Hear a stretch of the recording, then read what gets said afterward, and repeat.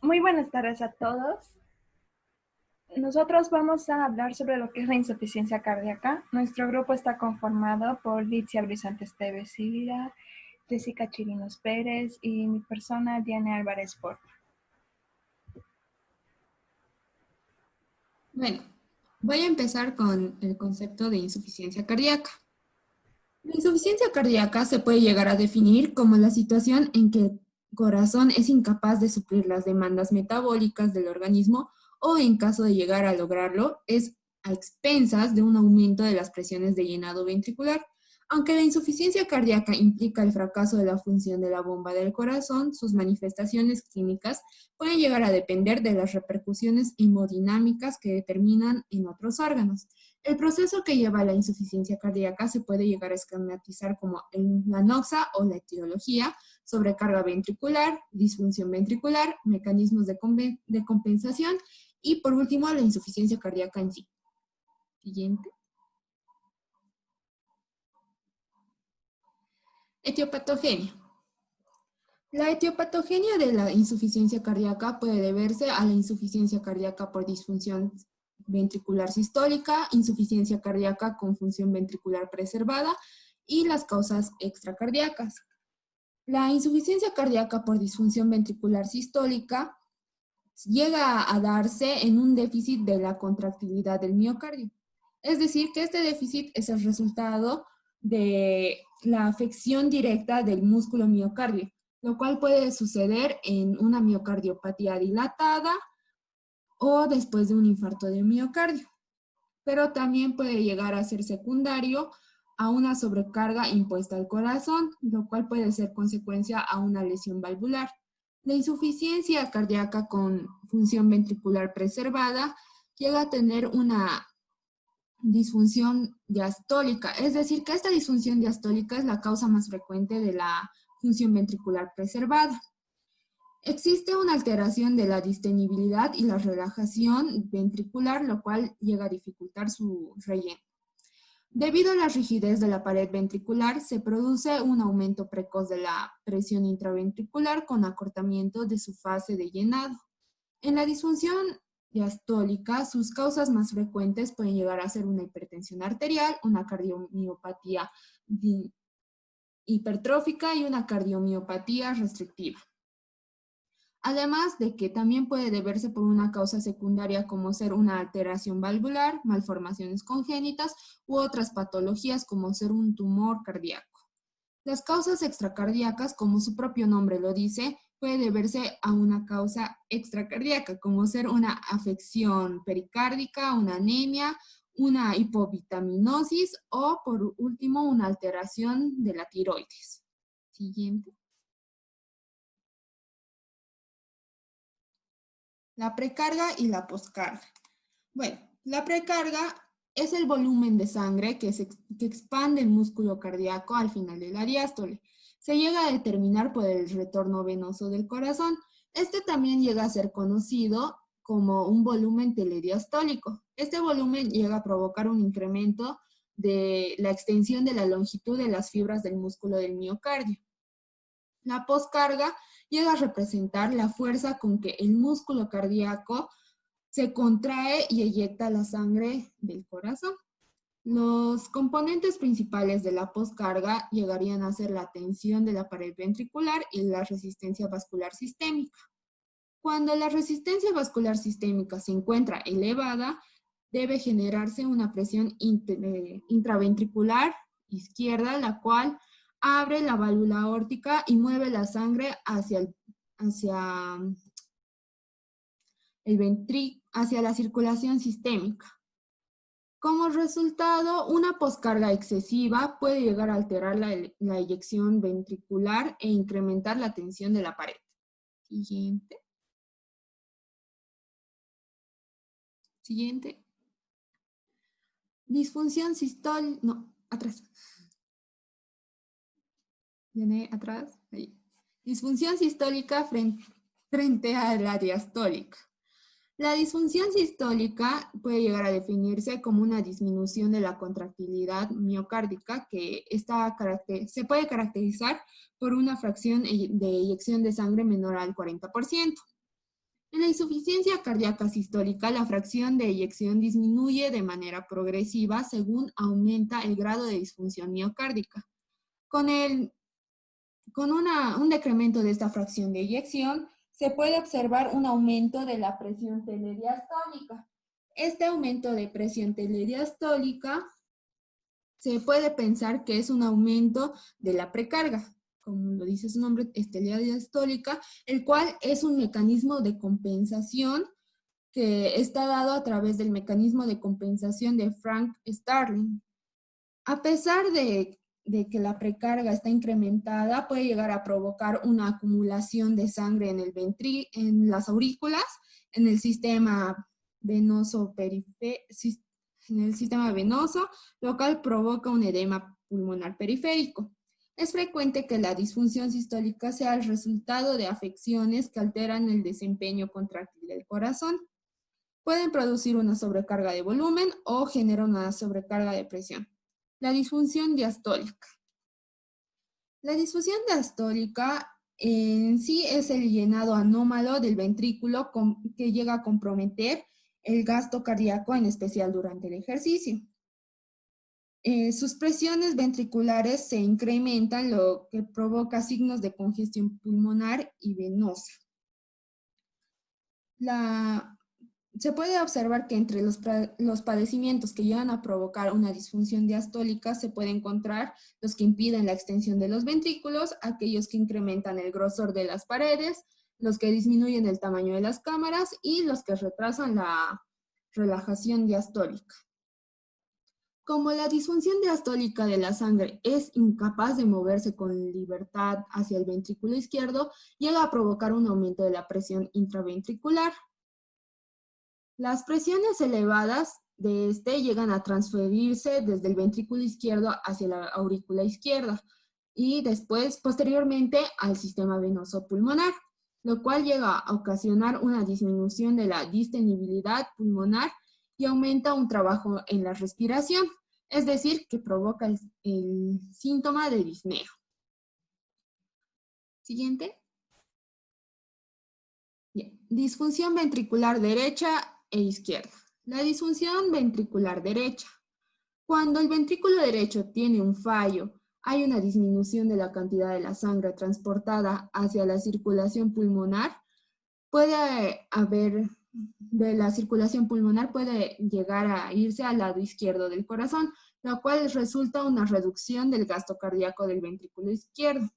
Si este ventrículo derecho no mueve la sangre de modo anterógrado, puede darse una acumulación o una congestión de sangre en el sistema venoso sistémico, lo cual llega a causar un incremento de las presiones telediastólica y ventricular derecha, además de un aumento de la presión auricular derecha y venosa sistémica. Un efecto importante de la insuficiencia cardíaca del lado derecho puede ser un desarrollo de un edema periférico. Además de que estos efectos, el efecto de la gravedad puede llegar, este edema por el efecto de la gravedad se llega a encontrar en los miembros inferiores, pero si la persona adopta una posición supina, el edema se va a la región sacra. Además del edema, se puede observar otra sintomatología, como ser la insuficiencia cardíaca, como puede llegar a producir esta insuficiencia cardíaca, la congestión visceral. Un claro ejemplo sería en el hígado. La sangre que se estanca en las venas hepáticas que drenan hacia la vena cava inferior llega a producir una ingurgitación una ingurgitación del hígado. Esta congestión de la circulación porta puede provocar también una ingurgitación del vaso y desarrollar así una ascitis. La congestión del tracto gastrointestinal puede interferir con la digestión, la absorción de los nutrientes y llegar a provocar malestares abdominales y anorexia. Las causas de disfunción ventricular derecha, la más significativa sería una disfunción ventricular izquierda, lo cual llega a provocar una disfunción ventricular derecha. La disfunción ventricular izquierda. La disfunción ventricular izquierda llega se puede llegar a presentar una disminución del gasto cardíaco hacia la circulación sistémica. La sangre se acumula en el ventrículo izquierdo, además de que la aurícula y la circulación pulmonar llega a provocar un incremento de la presión venosa pulmonar y en sí llega a haber un desarrollo de un edema pulmonar. Los episodios de edema pulmonar ocurren por la noche, es decir, que la persona cuando se reclina por cierto tiempo, las fuerzas gravitacionales llegan a perderse o se retiran y por ende las presiones, el edema vuelve a los pulmones. Cuando el líquido del edema se deja de este secuestro, va de nuevo a los pulmones. Durante el día se encuentra en las extremidades inferiores, pero durante la noche hacia el compartimiento pulmonar. Las causas más frecuentes de disfunción ventricular izquierda son la hipertensión, además del infarto de miocardio agudo. Siguiente. Mecanismos compensatorios. Dentro de los mecanismos compensatorios podemos llegar a encontrar que con el descenso del gasto cardíaco se llega a activar una serie de mecanismos de compensación, aun cuando la afectación no puede ser muy importante, la capacidad contráctil llega a ser afectada. El corazón puede mantener un gasto cardíaco adecuado.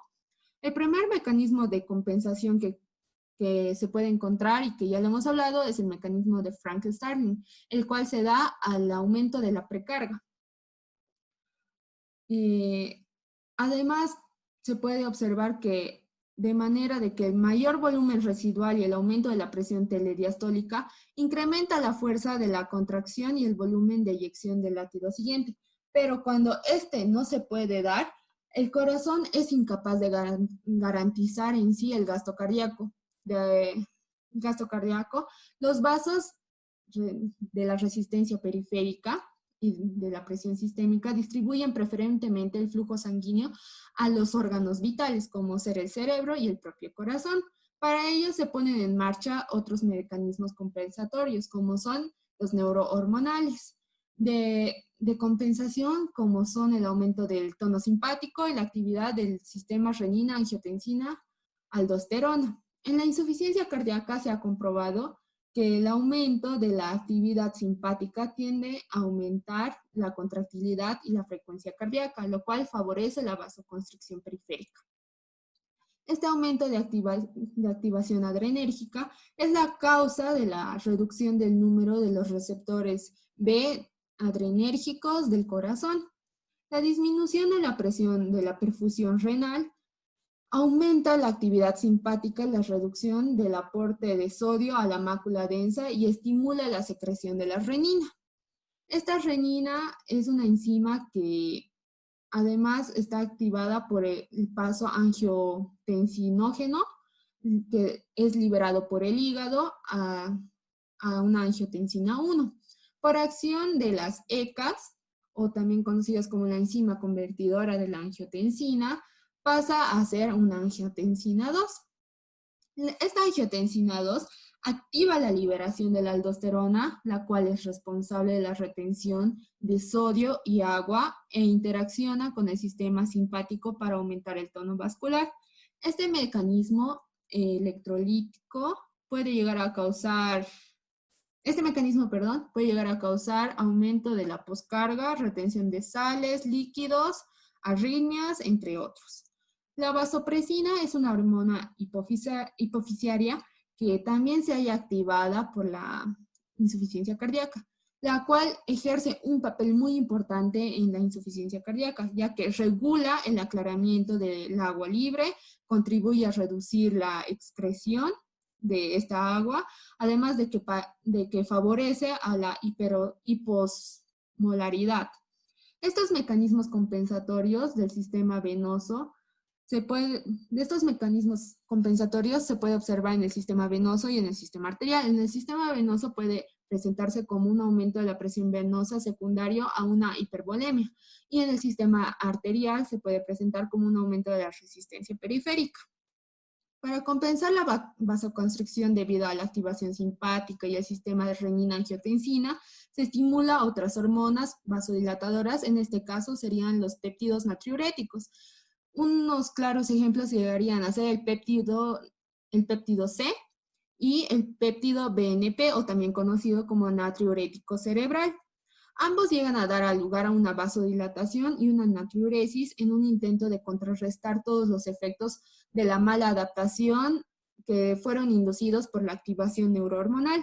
Con el tiempo, estos mecanismos de compensación llegan a empeorar la función ventricular, es decir, que la insuficiencia cardíaca, a pesar de todos estos mecanismos compensatorios, llega a tener un empeoramiento progresivo, puede ser en algunas personas más lento y en otras más rápido. Siguiente. ¿Tiene? Ya. Factores de riesgo.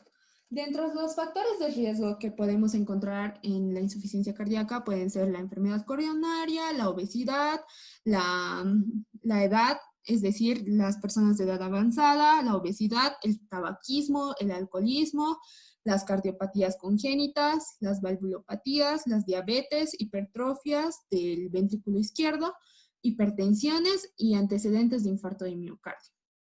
Siguiente. Factores desencadenantes y agravantes de la insuficiencia cardíaca.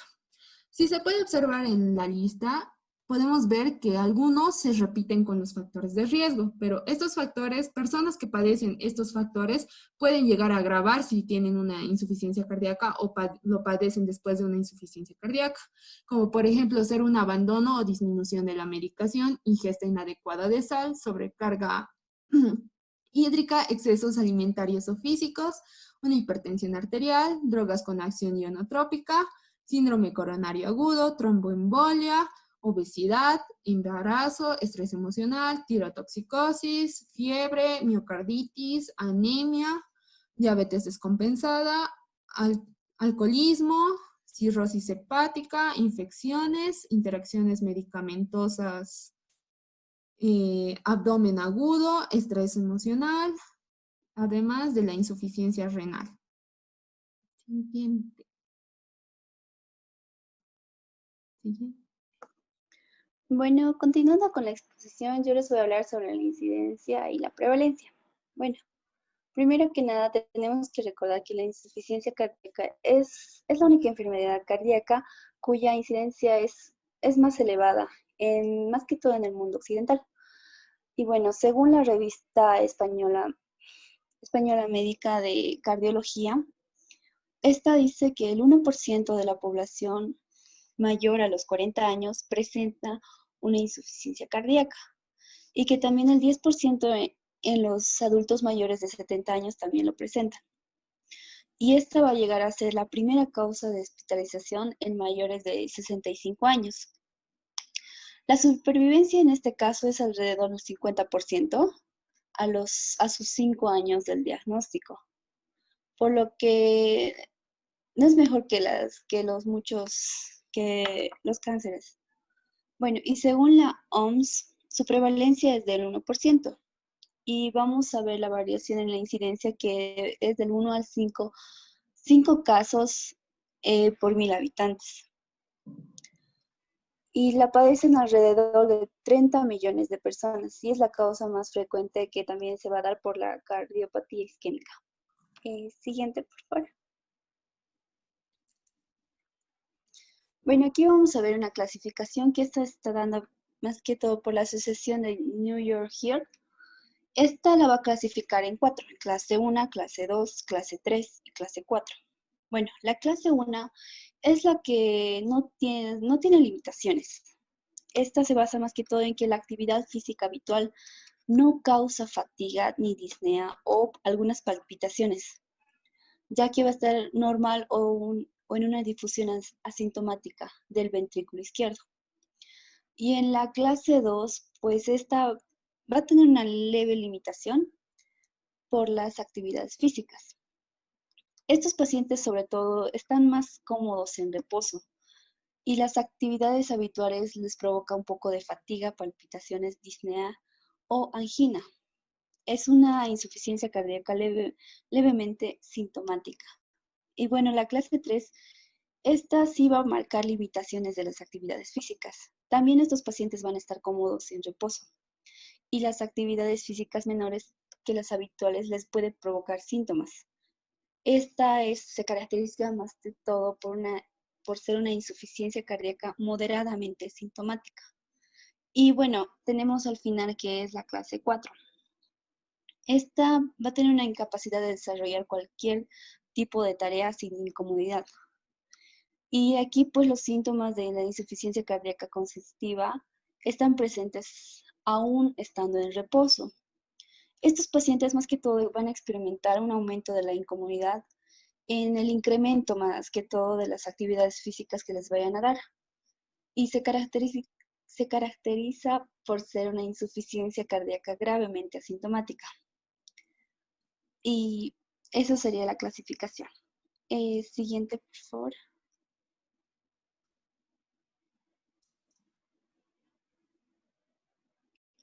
Bueno, aquí vamos a tener las formas clínicas de presentación. Estas se van a presentar en una insuficiencia cardíaca aguda y crónica. La insuficiencia cardíaca aguda. Aguda se va a caracterizar por una disnea cardiogénica aguda con signos de congestión pulmonar, que incluso va a tener edema agudo del pulmón.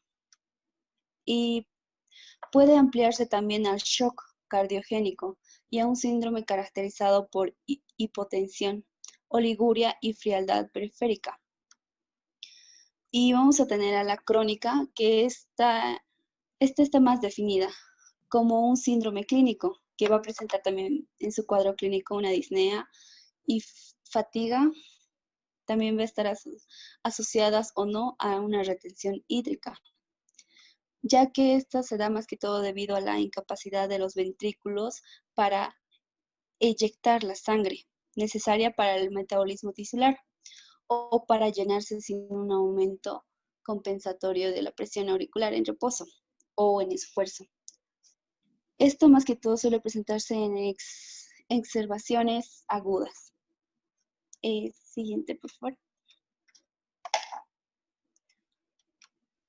Bueno, las otras formas clínicas también que presentaba ser una insuficiencia cardíaca leve o moderada. También vamos a tener una insuficiencia sistólica y diastólica, que ya bien lo acaba de mencionar hace unos instantes mi compañera. Y también vamos a tener la insuficiencia cardíaca derecha-izquierda, que también ya lo mencionó. Y también tenemos la insuficiencia cardíaca bajo o con alto volumen. Esta más que todo se presenta siempre en un volumen minuto bajo con respecto a los requerimientos metabólicos del organismo. Va a existir circunstancias en las que el volumen minuto está aumentando respecto de lo habitual, aunque no alcanza a cumplir los estados requeridos.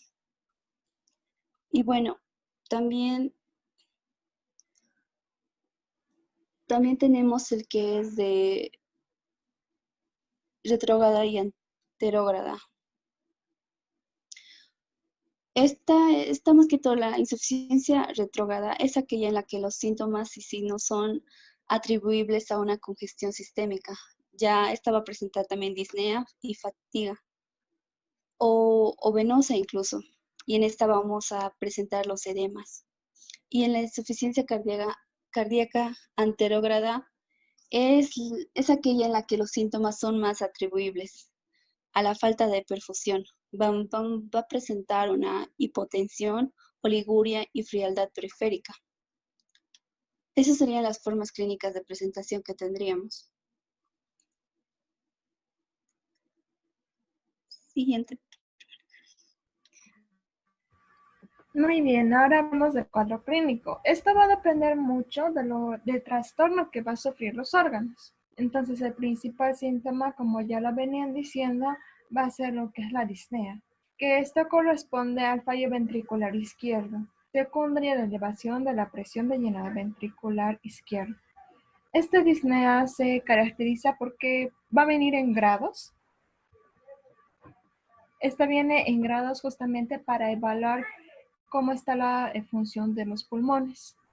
Tenemos, por ejemplo, esto del grado 1, que es ante grandes esfuerzos. Solamente aparece cuando el paciente intenta correr o está subiendo varios escalones o está haciendo deporte. Cosas típicas que las podía hacer antes sin que apareciera esta disnea. En el grado 2, el paciente, por lo contrario, va a presentar la disnea, pero ya ante esfuerzos moderados, como viene siendo trotar, subir algunos escalones o simplemente caminar. En el grado 3 va a ser ante los esfuerzos ligeros, como las actividades habituales de vestir, comer o hablar. En el grado 4, el paciente lo va a presentar aún estando en reposo, sea físico o mental. Aquí ya es bastante grave. Y también vamos a encontrar que en este tipo de disnea se va a deber a que va a haber una acumulación de líquido en el espacio intersticial, lo que a su vez genera un aumento de la presión venosa y capilar pulmonar. Esto en grandes esfuerzos, como se los iba mencionando. Acompañado de esta disnea vamos a encontrar otros dos que son muy características de la insuficiencia cardíaca, que viene siendo la ortopnea. Esto, como ya lo mencionaba, se debe a que cuando la persona se empieza a echar todo el edema que estaba en sus extremidades inferiores, en las zonas de declive, se va a la región sacro. Entonces vuelve a congestionar lo que son los capilares pulmonares, ocasionando la ortopnea. Y cuando el paciente presenta ortopnea, tal y como lo ven aquí en la imagen, requiere que se le ponga muchas almohadas, porque si no, de lo contrario, no puede dormir, no puede respirar, le dificulta mucho la respiración al estar totalmente echado. Otro que podemos observar también, o por el cual preguntar, es la disnea paroxística nocturna. Esto viene siendo el impedimento del paciente de poder dormir realmente bien, porque en plena noche va a tener crisis de disnea que lo van a despertar a mitad de su ciclo circadiano de sueño. Ahora vamos a ver otros síntomas, como viene siendo el asma cardíaca, la tos, la hepatargia. Esta hepatargia ya es un indicativo de que es una insuficiencia cardíaca más que todo crónica, debido a que la congestión no se va a dar solamente a nivel pulmonar, también se da a nivel en el sistema porta. Y al darse en el sistema porta, esto lo que va a ocasionar es que las venas hepáticas y a su vez el hígado sufran la congestión y ocurre una hepatomegalia, como se ve aquí en esta otra imagen. Al haber esta hepatomegalia, entonces, lo que va a ocasionar es que haya dolor, bastante dolor, cuando se haga la palpación en el hipocondrio derecho. Y puede generar a su vez que haya vasomegalia en casos extremos, o también puede haber lo que es la ascitis. Tenemos también lo que viene siendo la nicturia, la diaforesis, la fatiga o cansancio. Y estos síntomas que vemos acá, que se los pueden presentar en el paciente, se pueden agravar cuando hay presencia de infección, estrés emocional y una hipertensión descontrolada previa o una sobrecarga de líquidos. Otros síntomas que también y signos que también podemos encontrar viene siendo el edema pulmonar agudo, que esto empeora bastante y este es el causante de la disnea, la respiración de Cheyne-Stokes, que más que ser como que un síntoma, ahora hoy en día se lo considera un marcador de la progresión de la insuficiencia cardíaca, debido a que esta respiración, al tener apnea, hipoventilación e hipocapnia, indica que la sensibilidad del centro respiratorio ha estado disminuyendo y por tanto no hay una buena perfusión cerebral. También podemos encontrar lo que es la anasarca, que ya viene siendo el edema generalizado y no solamente en zonas de declive, la desnutrición, la cianosis y las arritmias, que eso sobre todo se lo ve en el electrocardiograma. Ahora aquí tengo una imagen de lo cual prácticamente resume todo lo que he dicho pero dividiéndolo por partes. Aquí tenemos la insuficiencia derecha, cardíaca derecha, donde se va a caracterizar sobre todo por el derrame pleural, la hepatomegalia que les venía diciendo, la ascitis y los edemas en zona declive. Mientras que en la insuficiencia cardíaca izquierda se va a caracterizar por la congestión pulmonar con la disnea, la ortopnea y la disnea paroxística nocturna. Ahora hablando de lo que son los objetivos. Primero, en el diagnóstico como objetivo hay que determinar la causa y tratar la causa. A su vez hay que determinar la expansión. Lo primero que se debe hacer y nunca se lo debe olvidar, tanto en la insuficiencia cardíaca como en cualquier enfermedad, es realizar la historia clínica. Y en base a esta historia clínica, valorar lo que son los factores de riesgo, valorar el cuadro clínico del paciente y hacer la exploración física. Luego vienen los anexos que vienen siendo los estudios de laboratorio, el electrocardiograma, la radiografía de tórax y el ecocardiograma. Dentro de la exploración física, una de las cosas más importantes que debemos de realizar es el signo de fobia o de Godet para la presencia de edema. Esto se lo realiza por al menos 15 segundos presionando en un lugar, como se lo ve en la imagen. Y dependiendo del resultado que tengamos, podemos dividir el edema en 4 grados o, según el otro sistema, en cruces.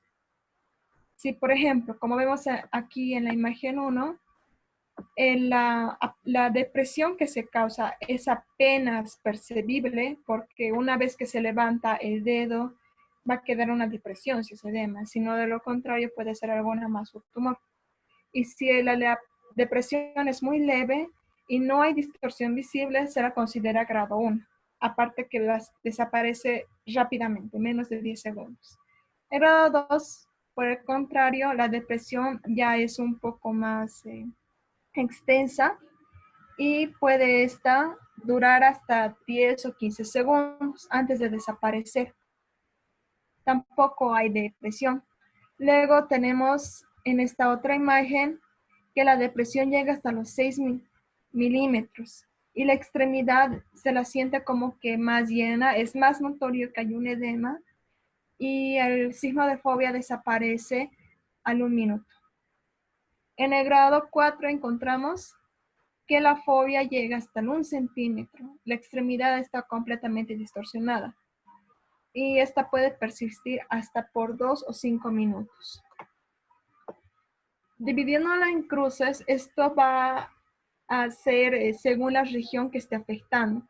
Si tenemos, por ejemplo, solamente la cuestión de los talones o tobillos, va a ser grado 1.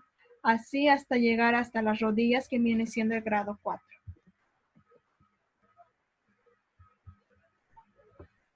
Para diagnosticar el cuadro clínico, tenemos los criterios de Framingham.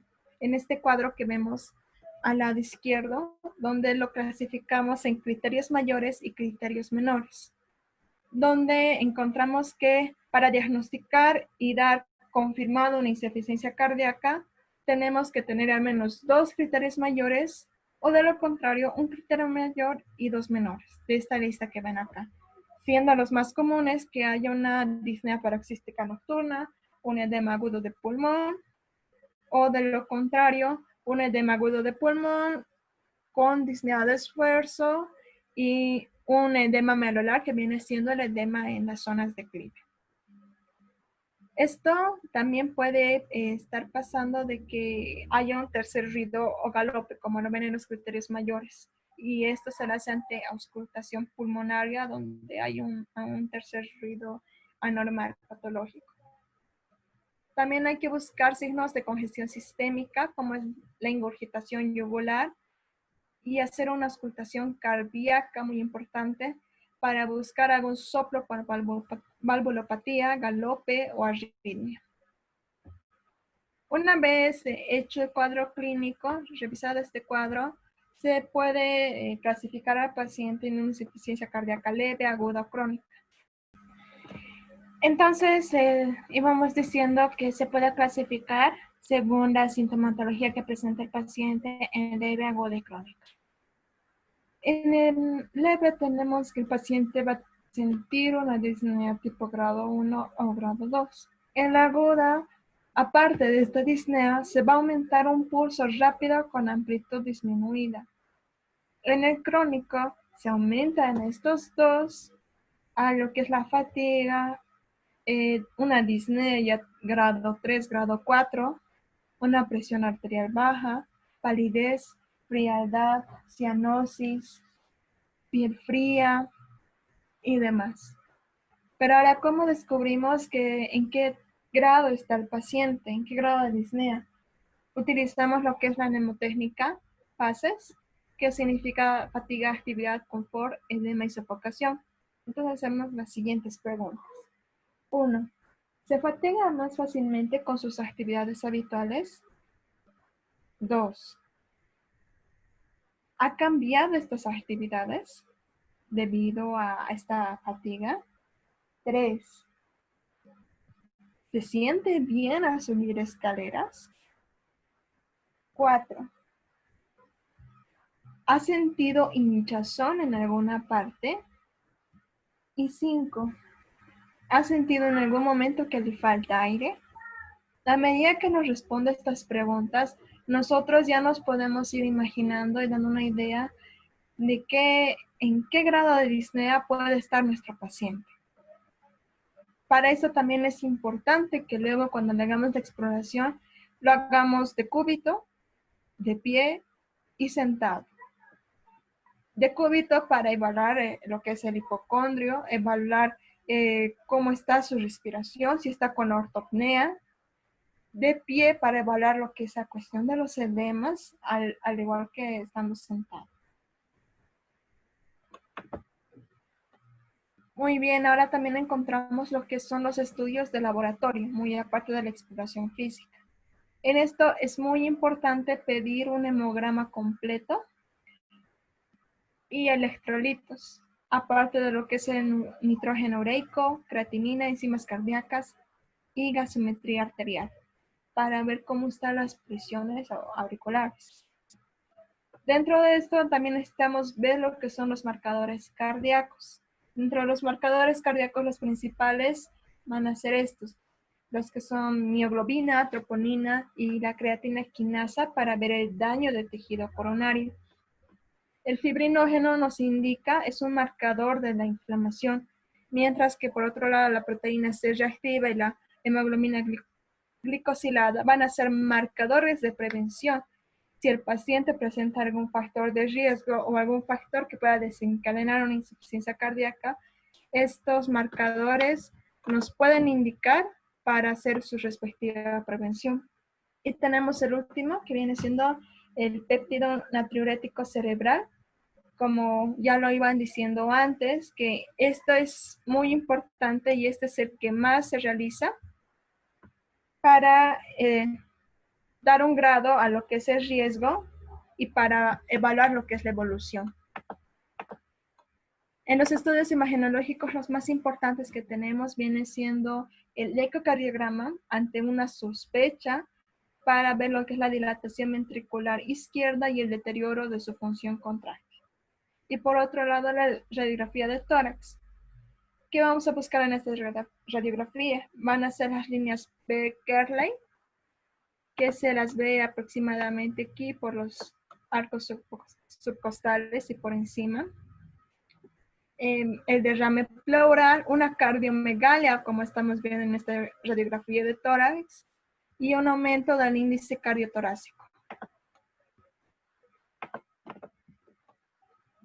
Electrocardiograma, eso también es muy importante realizarlo porque lo que podemos encontrar van a ser patrones isquémicos, dependiendo de la causa, o también alteraciones de ritmo, hipertrofia de cavidades y patrones de sobrecarga. Dentro de lo que son las arritmias podemos encontrar sobre todo estas dos, fibrilación auricular, taquicardia auricular y taquicardia ventricular. En la fibrilación auricular encontramos muchas veces que no hay onda P, hay desaparición de lo que es la onda P. como se lo muestra aquí arriba. Aquí debería estar la onda P, pero realmente no es distinguible. En la taquicardia auricular, el QRS es bastante estrecho y esta se repite en todos, así que es bastante rítmico, regular. Y las ondas P, como ven, varían. Aquí esta es más grande, esta es un poco más pequeña, son variables. Y esto indica el estado de lo que es el nodo sinusal también. Por este otro lado encontramos lo que es la taquicardia ventricular, que de lo contrario se van a caracterizar por QRS anchos y rítmicos. Como ven, este ya está totalmente modificado y puede ser sostenida, ¿no? Aquí está empezando a ser sostenida y aquí ya no. Otro que podemos encontrar también viene siendo lo que son SGs por isquemia. Y en la isquemia lo que vamos a encontrar sobre todo es la inversión de la onda T. No se ve muy bien, pero aquí tenemos un SG con una onda T invertida. En vez de que la onda T esté hacia abajo, va a estar elevada. Esto cuando ya es una isquemia bastante avanzada. Ahora, el tratamiento que se le da al paciente puede ser farmacológico o no farmacológico. En el farmacológico, los principales objetivos van a ser disminuir la presión venosa central, esto mediante diuréticos, reducir la poscarga mediante vasodilatadores periféricos, aumentar la contractilidad cardíaca mediante inotrópicos y disminuir la disfunción sistólica del ventrículo izquierdo mediante IECAS. Los que más se utilizan para el momento de hacer el tratamiento vienen siendo los IECAS y por otro lado lo que son los vasodilatadores periféricos o los diuréticos. Esto también va a depender de en qué estadio se encuentra el paciente para realizar una prevención o para evitar mayores riesgos. Por ejemplo, en un estadio A, lo que se va a utilizar va a ser lo que es los IECAS en los pacientes que puedan hacer ejercicio físico y se los tiene que controlar. En un estadio B también se les da IECAS, pero ya se les aumenta lo que son los beta bloqueadores.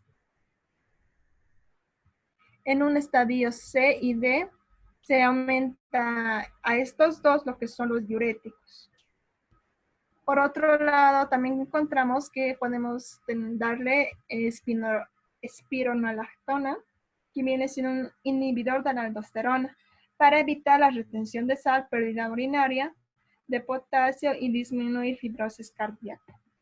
Dentro de los IECAS más usados encontramos lo que es la furosemida y otro medicamento muy importante que se lo suele mezclar viene siendo el metoprolol.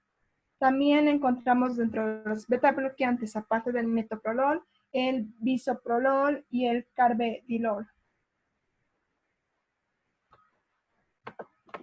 El tratamiento no farmacológico va a consistir sobre todo en educación sanitaria, recomendándole al paciente que necesita hacer ejercicio, necesita ir habituándose a hacer ejercicio, retomarlo, para aumentar el flujo sanguíneo y así evitar una cianosis, mayor edema o demás. Hay que recomendarle bastante que desde ahora en adelante se tiene que hacer un cuidado. Si bien tiene que ir al hospital a hacerse chequeos, él mismo se tiene que ir cuidando y se tiene que adherir estrictamente a lo que es el tratamiento que se lo vaya a dar.